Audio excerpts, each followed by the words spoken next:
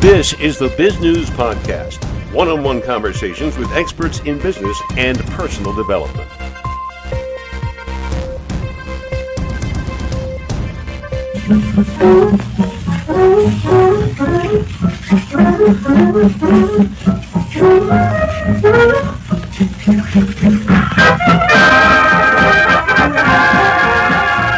Few people have ever heard it, and perhaps even the musicians who played the tunes never expected they'd be heard 3/4 of a century later. Music recorded by a long-forgotten Army Air Force band while the wounds of the just-ended war in the Pacific were still fresh has been found in an attic in the Central Valley and is being reissued in time for Veterans Day. The story of this unique music begins with a single microphone sending the audio to a device that recorded it originally on a spool of thin wire. Clarksburg Middle School history teacher Jason Burt found the recordings in the dusty attic of his grandparents' home. He tells us more in this Bizgnus podcast. Who have not had a chance to listen to our previous podcast, let's start by giving them a brief update of who you are and what you do.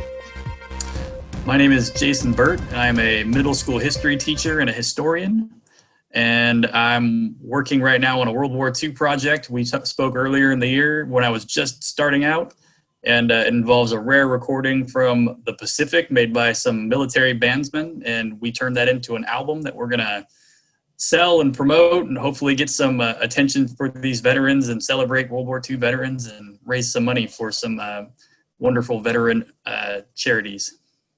How did you come upon this music? This music, I came upon this, it was my grandpa. He's the lead trumpet player of the band out there in the Philippines. And he's a Juilliard trained musician, played trumpet his whole life, a magnificent trumpet player.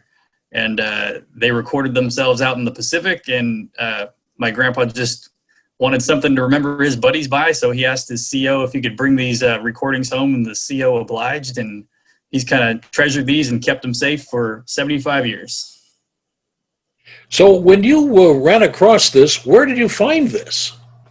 He passed away in 2016, and my grandma passed away in fall of last year, so 2019.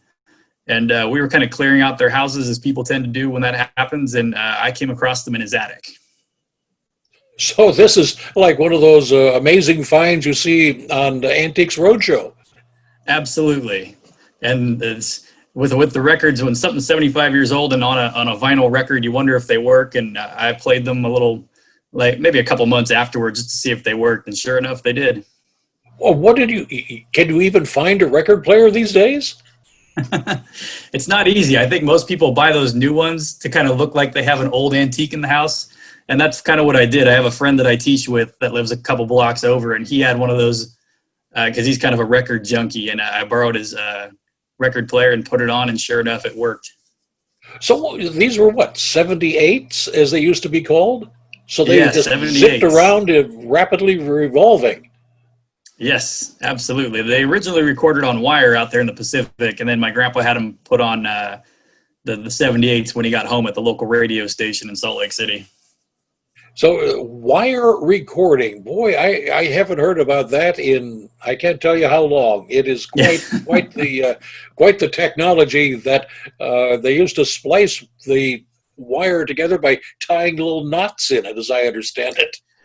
Yeah, no, there's a whole story with this. Actually, after we did the podcast earlier in the year, I was doing some more research on this, and I'd never noticed my grandpa had written on the inside of the record, the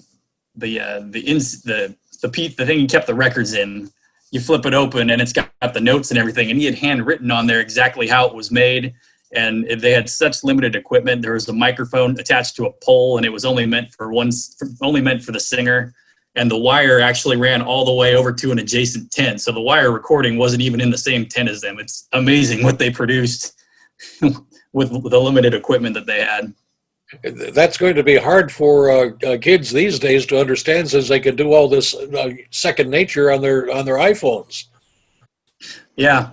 Yeah, absolutely. And even my students kind of look at me blankly when I mention how telephones didn't used to be a cell phone. Now, when you played the record for the first time, what was your reaction? It brought me back to the sounds of my grandpa when I'd hear him playing as a kid. Because I heard him playing my whole life growing up. He'd play, and I just assumed everybody's grandpa sounded like that when they played, because everybody's grandpa went to Juilliard. And so growing up, I never truly appreciated what kind of talent he was, but hearing the young set of lungs that he had on the recording, it really gave me more insight into what kind of talent he really was and things of that nature. So the first time I heard it, it was like my own little private concert with Grandpa. It was like he wasn't even really gone. Now, to get that from essentially playing it on a record player you borrowed to something you can market to the world, what steps did you have to go through? Tell us about that. The first step was contacting a sound engineer because I knew they had to be cleaned up a little bit. And so I started emailing Grammy winners who had won Grammys for sound engineering in the Best Historical Album Grammy, specifically in the jazz genre. And heard back from a handful of them. Surprisingly, I wouldn't think a Grammy winner would contact me back, but all of them pretty much did. And I met up with one that was in Burbank. I needed a place I could drive to because I wasn't going to send these on a plane or ship them by mail. Once they break, that was going to be it. So I drove them down there in basically a lockbox so just in case anything happened to them, down to Burbank. And they had a special piece of equipment. I wasn't allowed in because it was COVID times and it was close quarters in there. But basically they transferred the records from whatever equipment they bought to use and transferred them from those 78s and digitalized them on their computer down there, and then went to work with the magic they do with cleaning up and all that. So now you've got it ready to go. Tell us about that. What does it sound like now to you, cleaned up as it were, and what can our listeners do to get one? So the sound cleaned up it's unbelievable to hear. So because these are 75 years old and they made them in a tent, not in a studio, there's background noise, but they've gotten it to the point to where it sounds, you can hear the vinyl sounds in the background, but it's not intrusive on the music. It's more nostalgic than anything. And so they did a fantastic job cleaning this up, and I've got them all ready to go. It's all sent out by the distributors. You can even pre-order it now on Amazon or iTunes or the band's website. So you just have to look up on Amazon. It's 746 FEAF. That's the name of the band, the Far East Air Force, 746 Far East Air Force. And if you plug that into iTunes or Amazon, or if you go to 746feaf.com, that's available digitally on the website too. Now, I understand some of the proceeds are going to some good organizations. Tell us about that. Yes. So when we started off, my original plan was to donate some proceeds to the USO. This band in the Pacific, my grandpa's band, they played shows with USO members. So they did shows with the USO.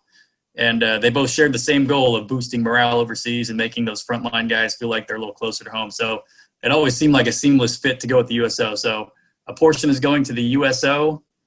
And somewhere along the way, I really wanted to connect with a group that focused on individual soldiers from World War II, because these are World War II guys.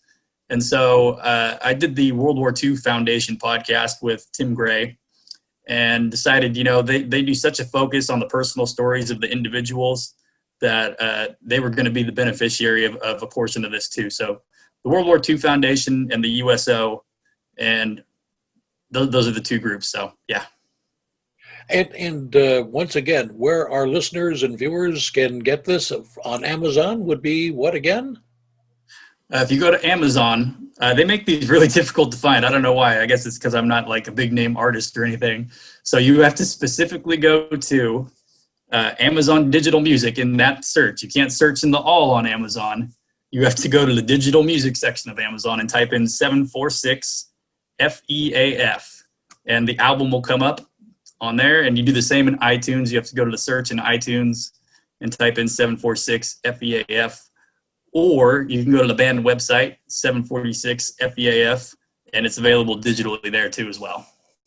So, Jason, what happened to the band members, your grandfather and the others? Did they continue music after the war ended?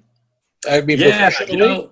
I've had a fun time doing that aspect of this. I'm writing, I don't think I mentioned the last time I was on, I'm writing the book on all of this in the background, because a lot of these guys went on with bigger careers in music. Some of them actually in the band while they were out there earlier in their careers. Like some of them played with, my mind's going blank right now. Some of them played with some well-known guys, like one of them played with Roy Rogers.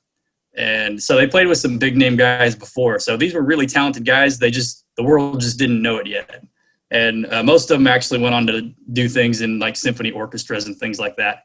But they also played for some famous, iconic World War II characters as well. They played the award ceremony for the Angels of Bataan. Anyone who knows them, it's the nurses who were taken prisoner by the Japanese after Pearl Harbor.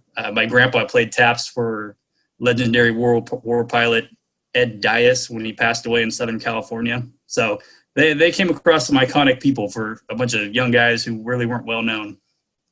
Now, when people buy the music, they're not buying a 78 RPM record, are they? No, they are not. No, we're available digitally first. And if we drum up enough capital from selling the digital copies, there will definitely be some CDs for sale. And at some point, I'd like to have some specialized limited edition vinyl made for people too. Jason, what has been the reaction of your students to this? I imagine they've kind of been brought along as this project has developed. Tell us what's happening there.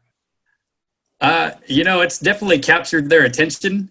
To have a history teacher who is doing something in the music industry really catches their eye. Some of them have strange reactions when I first told them I have done podcasts and stuff, and I let them check those out.